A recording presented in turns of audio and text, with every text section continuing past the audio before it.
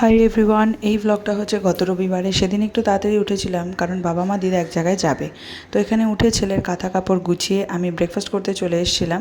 আর breakfast করছিলাম তখন ছেলে উঠে গেছিলো বলে ছেলের সাথে একটু কথা বলে নিচ্ছিলাম। তো আজকে রান্নাবান্নার দায়িত্ব আমার ওপর পড়েছে কারণ মা দিদা আর বাবা যাবে ইনভাইট করতে আমার বাড়িতে। তো আমার বাড়ি যেহেতু আমার শ্বশুরবাড়ি থেকে অনেকটাই দূর, তো ওরা যাবে বলে সকালে দিদা কিছু করে না। আমি বলেছিলাম আজকে রান্নাটা না আমিই করে নেব। তো আজকে আমি বানিয়েছিলাম ভেন্ডি ভাজা আর মাছের ঝোল।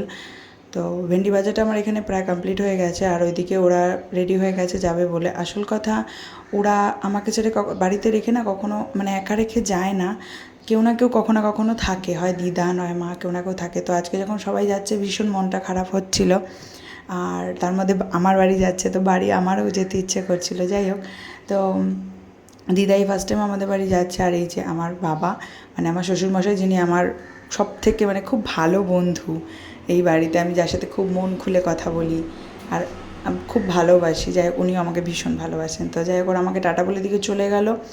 আর আমি রান্নাঘরে এসে দেখি এদিকে ভাতটা হয়ে গেছে। তো আমি ভাতটা এদিকে গড় দিয়ে নিচ্ছিলাম। ভাতটা হয়ে যাওয়ার পর এখানে আমি মাছ ভাজাটা বসিয়ে দেবো। মাছ ভাজাটা বসিয়ে আমি ওদিকে চলে যাব আমার বাড়ির যে পেটটা আছে ওর খাবারটা দিতে। তো এখানে মাছের ঝোলটা হোক, ততক্ষণে আমি ওকে খাইয়ে আসি।